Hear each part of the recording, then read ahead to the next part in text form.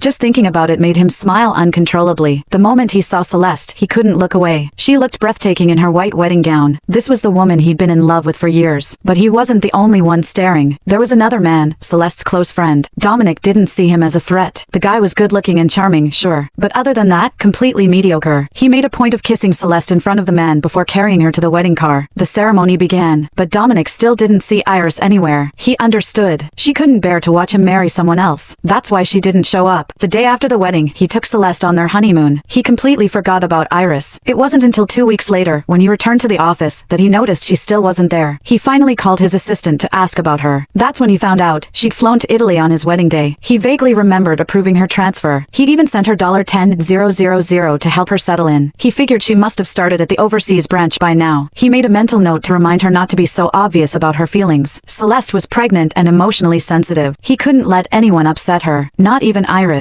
A month later, during the overseas branch's monthly report, Iris didn't join the video meeting. Another month passed. She still didn't appear in any international conference calls. Dominic started to feel uneasy. He finally tried calling her, but her number had been disconnected. That's when it hit him. She'd really left, and she hadn't even said goodbye. She changed her number so he couldn't reach her. Dominic felt a strange discomfort in his chest. She'd actually let him go. She'd walked away without a word. But then he reminded himself she probably left because he got married and was having a baby. She had no choice. Besides, he'd married the woman of his dreams. Whether Iris came back or not didn't matter anymore. It was better this way. He could finally have some peace. The plane's wheels touched down in Milan at 3:17 p.m., the same hour Dominic Reed was exchanging vows with Celeste in New York. I stared out the window at the sun-dappled Alps, their peaks glinting like shards of ice, and felt a weight lift from my shoulders that I'd carried for 2 lifetimes. The $10,000 Dominic had transferred to me still sat in my old bank account, untouched, a final patronizing reminder of the man who'd watched me die and called it justice. I'd opened a new account in Milan with the savings I'd stashed away over 3 years as his secretary, every cent earned with my own sweat, no strings attached. My apartment was a tiny studio in Brera, a neighborhood of cobblestone streets and art galleries where the air smelled like espresso and fresh-baked cornetti. The walls were lined with exposed brick, and the balcony overlooked a courtyard where an elderly man played the violin every evening. I'd quit the corporate world entirely. No more managing Dominic's schedule, no more hiding my journal in encrypted folders, no more pretending his casual kindness wasn't a knife to the heart. Instead, I enrolled in a photography program at the Accademia di Belle Arti di Brera. My camera became my lifeline, capturing the golden light of Lombard sunsets, the laughter of children chasing pigeons in Piazza del Duomo, and the quiet melancholy of abandoned villas in the countryside. 6 months slipped by in a blur of gelato runs, Italian lessons, and late nights editing photos in cafes. I made friends. Lila, my photography classmate who ran a vintage clothing boutique, Marco, the barista at my local cafe who remembered my order, cappuccino, extra foam, no sugar, and Signora Rossi, my landlady who brought me fresh tomatoes from her garden every Sunday. No one knew about my past, not the delivery room, not the rebirth, not the man who'd broken me. To them, I was just Iris, the quiet American with a knack for capturing emotion in a single frame. I avoided news from New York like the plague, blocking every mention of Reed Enterprises on my social media feeds. But fate has a way of digging up the past even when you bury it in a foreign country. It happened on a rainy November afternoon. I was browsing Lila's boutique, flipping through a stack of international fashion magazines, when a familiar face stared back at me from the cover of Vogue. Celeste, draped in a $25,000 Valentino gown, her baby bump prominent under silk, her arm linked with Dominic's. The headline screamed, Dominic Reed's bride, the socialite redefining luxury motherhood. Inside, the article gushed about their fairy tale wedding at the Plaza Hotel, Celeste's charity work for orphanages, and the impending arrival of their heir to the Reed empire. There was a photo of them at a gala, Dominic in a tailored tux, his jaw set in that familiar, confident line, Celeste smiling up at him with tears in her eyes. They looked perfect, like they'd stepped out of a romance novel. But I saw the tightness around her mouth, the way her fingers curled into his arm like she was clinging to a lifeline. I'd worn that same smile once, when I thought marriage to Dominic would heal the emptiness in my chest. It hadn't. It had killed me. I closed the magazine so hard the pages crinkled. Lila looked up from rearranging a rack of dresses. Everything okay, Iris? She asked, her accent thick and warm. Fine, I lied, forcing a smile. Just surprised to see someone I used to know. She raised an eyebrow but didn't press. That was the beauty of Milan, no one cared about your secrets. But as I walked back to my apartment in the rain, my umbrella forgotten, a cold dread settled in my bones. Dominic thought he'd won. He thought he'd gotten the perfect wife, the perfect heir, the perfect life he'd always wanted. But I knew Celeste. I'd seen her true colors in my past life, glimpses of the greed and manipulation that lurked beneath her fragile, doe-eyed facade. She didn't love Dominic. She loved his money, his power, his last name. And sooner or later, she'd destroy him. I didn't plan to interfere. I'd left New York to save myself, not to wage war. But the universe had other ideas. 3 weeks later, I received an email from an unknown sender. The subject line was blank. The body contained a single attachment, a PDF file labeled Reed Enterprises Financial Audit Q3. Curiosity got the better of me. I downloaded it, my hands shaking as I opened the document. What I found made my blood run cold. Celeste had been siphoning money from Reed Enterprises since the day she became Dominic's fiancé. Small amounts at first, just enough to cover her shopping sprees and luxury vacations. donations. But as the months went on, the numbers grew larger. She created a network of shell companies, funneling millions into offshore accounts under fake names. And she'd done it all with the help of Dominic's assistant, a man named Ethan who'd been in love with her since college. The audit trails were there, clear as day: transfers to Swiss banks, payments to anonymous contractors, forged invoices for charity donations that never existed. Celeste wasn't just a gold digger. She was a thief. I stared at the screen for hours, the rain tapping against my window like a warning. This was the proof I needed to take her down. But if I exposed her, I'd have to reveal myself. I'd have to go back to New York, to the man who'd watched me die, to the life I'd fought so hard to escape. I deleted the email. I emptied the trash. I tried to forget about it, but the image of those numbers haunted me. Millions of dollars stolen, Dominic none the wiser, too blinded by love to see the truth. A month later, I got a call from Marco, the barista. His voice was frantic. "Iris, you need to come to the cafe. Now." I ran there, my camera bouncing against my chest. When I arrived, Marco was standing behind the counter, his face ashen, a newspaper in his hand. He held it out to me, pointing at a headline on the front page of the International Herald Tribune: Reed Enterprises CEO's wife in coma after car crash. My stomach dropped. I grabbed the paper, my eyes scanning the article. Celeste had been driving home from a shopping trip when her car had collided with a truck. She'd sustained a traumatic brain injury and was in a medically induced coma at New York Presbyterian Hospital. The baby was unharmed, but doctors said Celeste's chances of waking up were slim. Dominic had been by her side ever since, canceling meetings, skipping board conferences, shutting himself off from the world. The article painted him as a devoted husband, a man shattered by tragedy. But I saw the truth. He was terrified. Terrified of losing the woman he thought was his salvation. Terrified of being alone. That night, I lay awake in my bed, staring at the ceiling. The email, the audit report, the car crash, they were all pieces of a puzzle I didn't want to solve. But I knew what I had to do. I booked a flight to New York the next morning. The plane touched down at JFK at 8 a.m. The air was cold, sharp with the smell of exhaust and winter. I took a taxi to the hospital, my hands buried in the pockets of my coat, my camera slung over my shoulder. The lobby was crowded with reporters, all clamoring for a quote from Dominic Reed. I slipped past them, my hood pulled up, and made my way to the ICU. Dominic was sitting in a chair beside Celeste's bed, his head in his hands. He looked different, pale, gaunt, the bags under his eyes dark as bruises. He'd lost weight, his tailored suit hanging loosely off his frame. He didn't hear me come in. He was staring at Celeste's face, her features pale and still, her head wrapped in bandages. The beep of the heart monitor filled the room, a steady, rhythmic reminder that she was still alive. I stood in the doorway for a long time, watching him. I thought about my past life, about the delivery room, about the way he'd looked at me with hatred in his eyes as I took my last breath. I thought about the journal pages he'd trampled, the chair he'd taken from me, the cruel words he'd spoken to me. I thought about all the